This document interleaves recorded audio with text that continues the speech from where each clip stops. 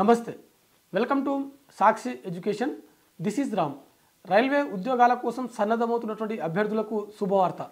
RRB ఎన్టీపీసీకి సంబంధించినటువంటి మొత్తం 3058 ఉద్యోగ ఖాళీలకు సంబంధించినటువంటి నోటిఫికేషన్ విడుదలైంది ఇది కంప్లీట్గా అండర్ గ్రాడ్యుయేషన్ సంబంధించినటువంటి ఉద్యోగాలు అయితే వీటికి సంబంధించినటువంటి ఎడ్యుకేషన్ క్వాలిఫికేషన్ ఏంటి ఏజ్ లిమిట్ ఏ విధంగా ఉండాలి అదేవిధంగా వీటి యొక్క దరఖాస్తు ప్రక్రియ ఎప్పటి నుంచి మొదలు కానుంది చివరి తేదీ ఎప్పుడు మరీ ముఖ్యంగా ఈ పోస్టుల యొక్క ఎంపిక ప్రక్రియ ఏ విధంగా ఉంటుంది అనే విషయాల గురించి ఈ వీడియోలో పూర్తిగా తెలుసుకునేటువంటి ప్రయత్నం చేద్దాం ముందుగా ఈ వీడియోని చూస్తున్నటువంటి ప్రతి ఒక్కరు కూడా ఈ వీడియోని తప్పకుండా లైక్ చేయండి అలాగే మీరు ఇంకా సాక్షి ఎడ్యుకేషన్ని సబ్స్క్రైబ్ చేసుకోకపోతే ఇప్పుడే సబ్స్క్రైబ్ చేసుకోండి అయితే మనకు ఆర్ఆర్బీ ఎన్టీపీసీకి సంబంధించినటువంటి మొత్తం 3058 ఖాళీలు అయితే మనకు ఈ నోటిఫికేషన్లో ఉంది అయితే ఒకసారి మనకు కేటగిరీ వైజ్గా చూసినట్లయితే అంటే దీంట్లో ఉన్నటువంటి 4 రకాల పోస్టులు ఏవైతే ఉన్నాయో వాటికి సంబంధించి చూసినట్లయితే మనకు కమర్షియల్ కమ్ టికెట్ క్లర్క్ సంబంధించినటువంటి 2424 ఖాళీలు ఉన్నాయి అకౌంట్స్ క్లర్క్ కమ్ టైపిస్ట్ సంబంధించినటువంటి మొత్తం 394 ఖాళీలు ఉన్నాయి జూనియర్ క్లర్క్ కమ్ టైపిస్ట్ సంబంధించినటువంటి 163 ట్రైన్స్ క్లర్క్ అంటే టీసీ సంబంధించినటువంటి 77 ఖాళీలు అయితే ఉన్నాయి ఓవరాల్గా మనకు 3058 ఖాళీలు ఈ నోటిఫికేషన్ ద్వారా మనకు భర్తీ చేయనున్నారు అయితే వీటికి సంబంధించిన దరఖాస్తు ప్రక్రియ ఎప్పటి నుంచి మొదలు కానుందని చూసినట్లయితే అక్టోబర్ 28వ తేదీన వీటికి సంబంధించినటువంటి దరఖాస్తు ప్రక్రియ మొదలు కానుంది నవంబర్ 27వ తేదీన మనకు వీటికి సంబంధించిన దరఖాస్తు ప్రక్రియ ముగియనుంది సో మనకు ఓవరాల్గా 30 డేస్ వరకు మనకు వీటికి సంబంధించినటువంటి దరఖాస్తు ప్రక్రియ అనేది మనకు అందుబాటులో ఉంటుంది అయితే దరఖాస్తుకు సంబంధించిన ఫీజు చెల్లింపుకు చివరి తేదీ మరో ఎక్స్ట్రా 2 డేస్ ఉంటుంది అది నవంబర్ 29న ముగియనుంది అదేవిధంగా మోడిఫికేషన్ సంబంధించినటువంటి అంటే ఎవరైనా అభ్యర్థులు వారు దరఖాస్తు ఫారంలో తొందరపడి ఏదైనా స్పెల్లింగ్ మిస్టేక్లు చేసినప్పటికీ వారికి సవరించుకోవడానికి మరికొన్ని డేట్స్ మనకు ఇక్కడ మనకు వెబ్సైట్లో అందుబాటులో ఉంటుంది అది వచ్చేసరికి నవంబర్ 30వ తేదీ నుంచి డిసెంబర్ 9వ తేదీ వరకు మనకు మొత్తం 10 రోజుల పాటు ఈ కరెక్షన్ సంబంధించినవి ఏవైతే ఉన్నాయో అఫీషియల్గా మనం లాగిన్ అయ్యి వెబ్సైట్లో మన యొక్క కరెక్షన్స్ ఏవైతే ఉన్నాయో అవి సరి చేసుకోవడానికి మనకు అవకాశం ఉంటుంది సో ఇది మనకు ఈ ఇంపార్టెంట్ డేట్స్ అనమాట అంటే మనకు ఈ నోటిఫికేషన్ సంబంధించిన దరఖాస్తు ప్రక్రియకు సంబంధించిన ఇంపార్టెంట్ డేట్స్ అయితే విద్యా అర్హతలకు సంబంధించిన ఈ ఓవరాల్ పోస్టులకు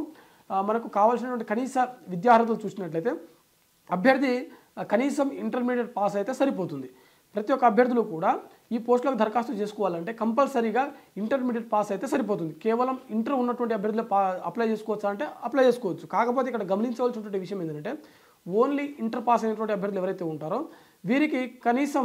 50% మార్కులు తప్పనిసరిగా రావాల్సి ఉంటుంది ఒకవేళ ఇంటర్తో పాటు డిగ్రీ కానీ పోస్ట్ గ్రాడ్యుయేషన్ అంటే పీజీ కానీ ఉన్నట్లయితే ఆ అభ్యర్థులకు 50% మార్కులు ఉండాల్సినటువంటి అవసరం కూడా లేదు ఇది ఇక్కడ మనకు నోటిఫికేషన్ చాలా స్పష్టంగా నోటిఫికేషన్లో మెన్షన్ చేయడం జరిగింది సో ఎవరైతే ఇంటర్ మాత్రమే ఉంటారో వారు 50% కంటే ఎబో ఖచ్చితంగా మీకు పర్సంటేజ్ మార్క్స్ అనేది ఉండాల్సి ఉంటుంది అదేవిధంగా డిగ్రీ పీజీ చేసినటువంటి అభ్యర్థులు ఇంటర్ పాస్ అయితే సరిపోతుంది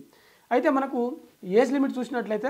2026 జనవరి 1 నాటికి అభ్యర్థికి కనీసం 18 సంవత్సరాలు ఉండాల్సి ఉంటుంది అదేవిధంగా మ్యాక్సిమం 30 సంవత్సరాల వరకు ఉన్నటువంటి అభ్యర్థులు ప్రతి ఒక్కరు కూడా ఈ పోస్టులకు దరఖాస్తు చేసుకోవడానికి ఎలిజిబుల్ మీరు గమనించవలసినటువంటి విషయం ఏంటంటే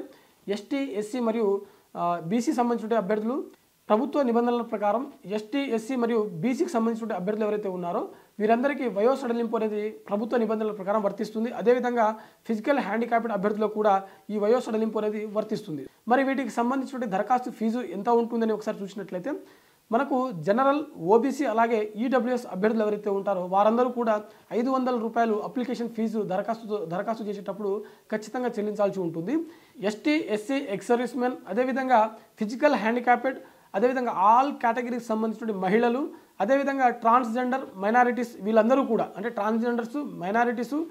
మహిళలు ఏ కేటగిరీకి సంబంధించిన మహిళలు కావచ్చు ఫిజికల్ హ్యాండిక్యాప్డ్ కావచ్చు అదేవిధంగా ఎస్టీ ఎస్సీ సంబంధించిన అభ్యర్థులు ఎక్స్ సర్వీస్మెన్ అభ్యర్థులు వీరందరికీ వచ్చేసరికి ఫీజు వచ్చేసరికి కేవలం 250 రూపాయలు మాత్రమే ఉంటుందన్నమాట ఓకేనా సో ఇది మనకు దరఖాస్తు ఫీజు సంబంధించిన అప్డేట్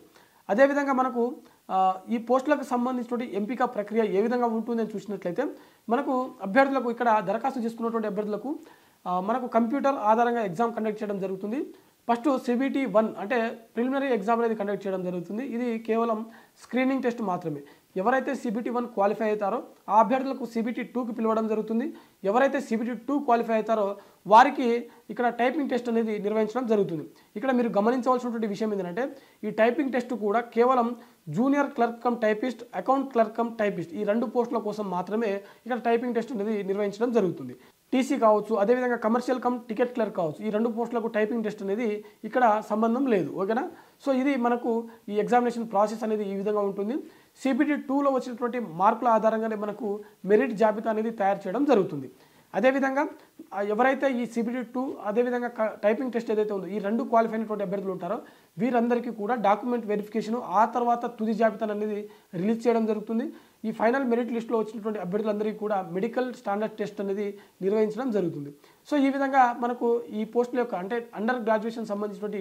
NTPC పోస్టులు ఏవైతే ఉన్నాయో వీటి యొక్క ఎంపిక ప్రక్రియ అనేది నిర్వహించడం జరుగుతుంది. సో ఇది మనకు RRB NTPC నుంచి విడుదలైనటువంటి మొత్తం 3058 ఉద్యోగ ఖాళీలకు సంబంధించినటువంటి భర్తీ ప్రక్రియకు సంబంధించినటువంటి ఫుల్ డీటెయిల్స్. ఇది ఇవాల్టి వీడియో. మరిన్ని జాబ్ అప్డేట్స్ కోసం చూస్తూనే ఉండండి Sakshi education. Thanks for watching. Thank you all.